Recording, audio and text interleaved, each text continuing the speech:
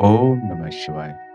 आज हम श्री रुद्र संहिता तृतीय खंड से 25वां अध्याय सुनेंगे, जिसका नाम है शिव जी द्वारा पार्वती जी की तपस्या की परीक्षा करना।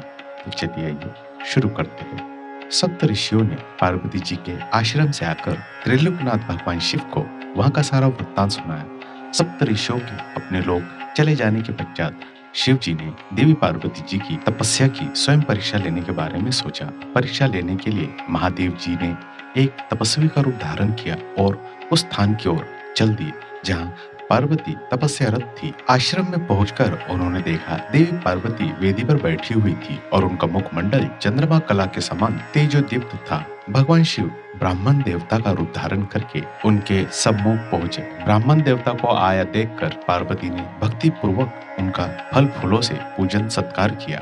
पूजन के बाद देवी पार्वती ने ब्राह्मण देवता से पूछा, हे ब्राह्मण देव, आप कौन हैं और कहाँ से पधारे हैं?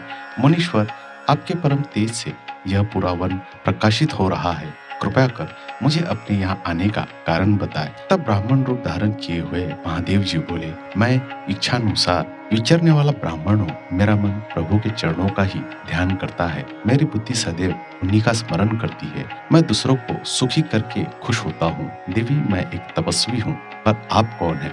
आप किसकी पुत्री है और इस समय इस निर्जन वन में क्या कर रही है? हे देवी, आप इस दुर्लभ और कठिन तपस्या से किसे प्रसन्न करना चाहती है? तपस्या या तो ऋषि मुनि करते हैं या फिर भगवान के चरणों में ध्यान लगाना वृद्धों का काम है। भला इस तरुण अवस्था में आप क्यों घर के ऐशो आराम को त्याग कर ब्रह्मचर्य का पालन करती हुई तपस्विनी का जीवन जी रही है? अब किस तपस्वी की धर्म पत्नी है और पति के समान तप कर रही है? हे देवी, अपने बारे में मुझे जानकारी दीजिए कि आपका क्या नाम है और आपके पिता का क्या नाम है? किस प्रकार आप तप के प्रति आसक्त हो गई है? क्या आप देव माता गायत्री है, लक्ष्मी है अथवा सरस्वती है? देवी पार्वती बोली, हे मुनि श्रेष्ठ, न तो मैं वेद माता गायत्री हूँ, न लक्ष्मी और न ही सरस्वती हूँ। मैं गिरिराज हिमालय की पुत्री पार्वती हूँ। पूर्व जन्म में मैं प्रजापति दक्ष की पुत्री सती थी, परंतु मेरे पिता दक्ष द्वारा मेरे पति भगवान शिव का अपमान देखकर मैंने योगाग्नि द्वारा अपने शरीर को जलाकर भस्म कर दिया था। इस जन्म में भी प्रभु शिव शंकर की सेवा करने का मुझे अवसर मिला था। मैं नियम पूर्वक उनकी सेवा में व्यस्त थी, परंतु दुर्भाग्य से कामदेव के चला गए बाण के फलस्वरूप शिव जी को क्रोध आ गया और उन्होंने कामदेव को अपने क्रोध की अग्नि से भस्म कर दिया और वहां से उठकर चले गए। उनके इस प्रकार चले जाने से मैं पीड़ित होकर उनकी प्राप्ति का प्रयत्न करने हेतु तपस्या करने गंगा के तट पर चली आई हूँ। यह मैं बहुत लंबे समय से कठोर तपस्या कर रही हूँ ताकि मैं शिव जी को पुनः पति रूप में प्राप्त कर सकूं, परंतु मैं ऐसा करने में सफल नहीं हो सकी हूँ। मैं अभी अग्नि में ही प्रवेश करने वाली थी कि आपको आया देखकर ठहर गई। अब आप जाइए, मैं अग्नि में प्रवेश करूंगी क्योंकि भगवान शिव ने मुझे स्वीकार नहीं किया है। ऐसा कहकर देवी पार्वती उन ब्राह्मण देवता के सामने ही अग्नि में समा गई।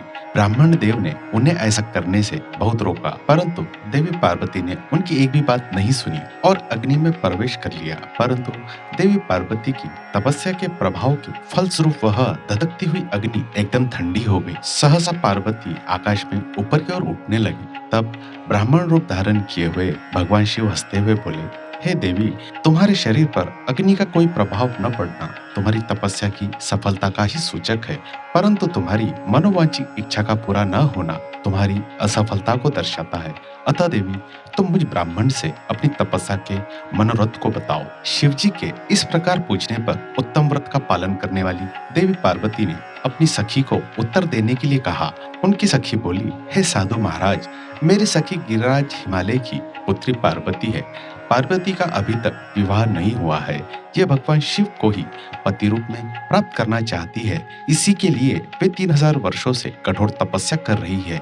मेरी सखी पार्वती ब्रह्मा, विष्णु और देवराज इंद्र को छोड़कर पिनाक पानी भगवान शिव शंकर को ही पति रूप में प्राप्त करना चाहती है। इसलिए ये मुनि नारद की आज्ञानुसार कठोर तपस्या कर रही है। देवी पार्वती की सखी की बातें सुनकर जटाधारी तपस्वी का शेष धारण किए हुए भगवान शिव शंकर हंसते हुए बोले, देवी, आपकी सखी ने जो कुछ मुझे बताया है मुझे परिहास जैसा लगता है। यदि फिर भी यह सत्य है तो पार्वती, आप स्वयं इस बात को स्वीकार करें और मुझसे इस बात को कहें। और इसी के साथ श्री रुद्र संहिता 25वां अध्याय यहीं समाप्त होता है। इसके अगले एपिसोड में हम 26वां अध्याय सुनेंगे, जिसका नाम होगा पार्वती को शिवजी से दूर रहने का आदेश। मुझे आशा है आप उस एपिसोड को भी जरूर सुनेंगे। दोस्तों, अगर आपको यह जानकारी अच्छी लगी हो तो कृपया मेरे इस चैनल को सब्सक्राइब करें और शेयर करें। आपको यह जानकारी सुनने के लिए मैं दिल से धन्यवाद करता हूँ।